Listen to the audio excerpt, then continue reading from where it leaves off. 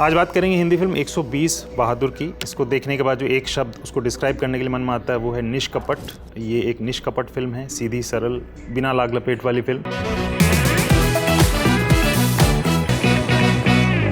अपनी तमाम औसतताओं के बाद भी ये फिल्म आपको अपने अंत के लंबे एक्शन सीक्वेंस में बड़ा धमाका कर जाती है और अपने नायक के अंतिम क्षणों को ये एक बड़ी ग्रेसफुल पोएटिक विजुअल पोएम बना के जाती है।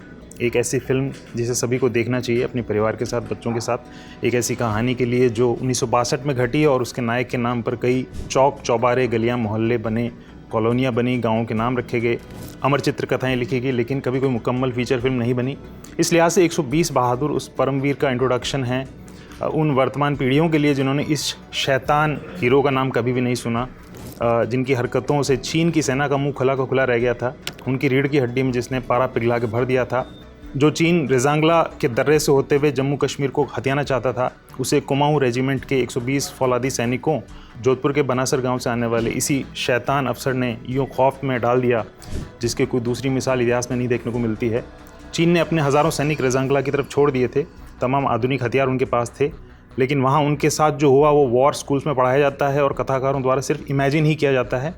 वहाँ उनका गिद्ध भोज हुआ, ऐसा पैशाचिक नृत्य हुआ कि जब चीनी सेना के अफसर वहाँ पहुँचे तो पहाड़ियों पर शव ही शव थे। तकरीबन 1300 चीनी सैनिकों को पहाड़ों में बिखेर दिया गया दर्रे पर। उनका अंत किया सिर्फ 120 स्पार्टन्स ने। उनका पराक्रम इतना अप्रतिम था कि कहा जाता है कि चीनी सेना के अफसरों ने अपनी राइफल मज़ल का मुंह नीचे करते हुए उन्हें आर्म्स डाउन सैल्यूट दिया था। उस नायक का नाम है शैतान सिंह, परमवीर मेजर शैतान सिंह भाटी।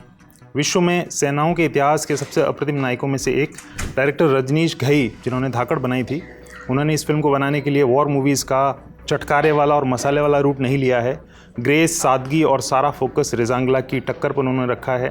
फिल्म खुलती है तो बतर्ज लगान, एक ऐतिहासिकता की पुष्टि, इसीलिए अमिताभ बच्चन अपनी आवाज़ में कुछ ही मोमेंट्स में पृष्ठभूमि निर्मित कर देते हैं और 1962 में चीन के विश्वासघात से होते हुए सीधा कहानी को वॉर थिएटर में पहुंचा देते हैं। फिर थोड़ी सी देर में अहीरों की रेजिमेंट का कैरेक्टर बिल्ड कर दिया जाता है। उसके बाद उनके अफसर मेजर शैतान सिंह भाटी, जिसको फरहान अख्तर ने बहुत अच्छे से प्ले किया, की एंट्री होती है। राइटर सुमित अरोड़ा और राजीव जी मेनन ने उन्हें बहुत कुछ करने को दिया है, एक सॉलिड इंट्रो दिया है, जैसा कुलदीप सिंह चांदपुरी को जेपी दत्ता ने बॉर्डर में दिया था, जब सनी देओल मेजर चांदपुरी के रोल में राजस्थान पाकिस्तान बॉर्डर पर पोस्ट से बाहर निकल के दुश्मन की फायरिंग रेंज के सामने खड़े हो जाते हैं और पिलर नंबर 635 को छू के आते हैं और सामने पाकिस्तानी सैनिक कन्फ्यूज़ होकर बताता है कि अफसर पागल है क्या। कुछ ऐसा ही स्मार्ट तरीके से 120 बहादुर भी करती है, मनमोहक। इस सीन और क्लाइमैक्स के एक्शन सीन्स को छोड़ दें तो फिल्म कहीं भी इन्वेंटिव होने की कोशिश नहीं करती है। इस फिल्म से एक बड़ी शिकायत ये है कि शैतान सिंह जहाँ से आते थे, बनासर जोधपुर से, वहाँ के ट्रेसेस फिल्म में मिटा दिए हैं। यही काम शैतान सिंह नाम की जो एक टेली फिल्म आई थी 1988 में, उसमें भी किया गया था, जिसमें पंकज धीर ने उनका रोल प्ले किया था।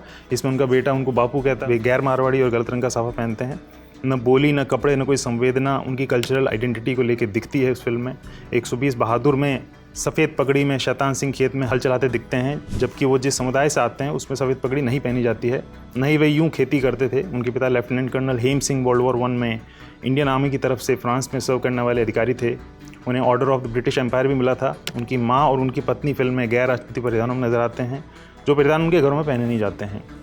120 बहादुर शैतान सिंह के घर, लोगों, कल्चर, भाषा का गलत और गैर जिम्मेदाराना चित्रण करती है। दर्शक कभी नहीं जान पाएगा कि असल शैतान सिंह क्या थे और किस प्लेस से आते थे और कैसे बात करते थे। मारवाड़ी कैरेक्टर का हिंदीकरण कर दिया गया है, जो हिंदी सिनेमा की बहुत बड़ी पुरानी लाइलाज बीमारी है। चीन के सैनिक मैंडरिन बोलते हैं, अहीरों की भाषा का एक्सेंट भी आता है, लेकिन शैतान सिंह का एक्सेंट मारवाड़ी भाषा का अवशेष कहीं भी देखने को नहीं मिलता है। न जाने फरहान अख्तर ने ऐसा क्यों किया होगा। 1962 को बहुत कन्विंसिंग तरीके से फिल्म रिक्रिएट नहीं कर पाती है, तो प्रोडक्शन टीम की खामी है ये।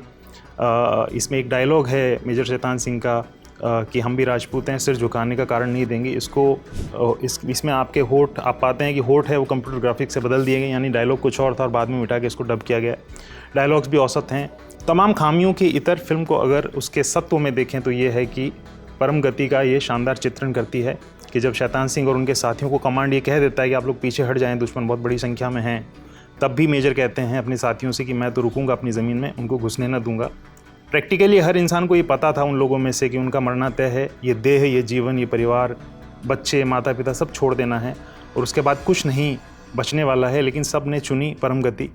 फिर वे ऐसे लड़े कि कैसे बयान करें उसको। अंत में उनका युद्ध नृत्य देखकर चीनी अफसर बॉर्डर के उस पाकिस्तानी सैनिक की तरफ फटी आंखों से बुदबुदाता है कि गोलियां चल रही है फिर भी ये लोग रुक नहीं रहे हैं, ऐसा लग रहा है कि उन पर शैतान का साया है, कि शैतान खुद उनकी तरफ से लड़ रहा है।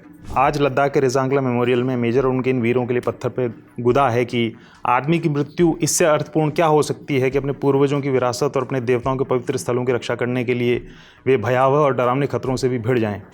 120 बहादुर का एक सीन नहीं भूलता। लद्दाख रेज़ांगला का सीन है। अंत में शैतान सिंह भाटी एक छोटी सी चट्टान से टिक के बैठे हैं, बर्फ़ के कण उड़ रहे हैं, उनके प्राण जा चुके हैं, प्रेरणा बची रह गई है अगले 1000 वर्षों के लिए परम वीरता की, परम बलिदान की। अनुपम काव्यात्मक चित्र। इस फिल्म को आप अवश्य देखें। ये बात यहीं तक। धन्यवाद। सुनिए, पास आइए। देखिए, 2 तरीके हैं, या तो कहें हम अपनी बात ढेर सारी राइमिंग के साथ, पर पहले म्यूजिक बंद कर दीजिए। दूसरा तरीका, 3 तारीख याद रखनी है, 21, 22 और 23 नवंबर 2025, और जगह major Dhyan Chand national stadium Delhi.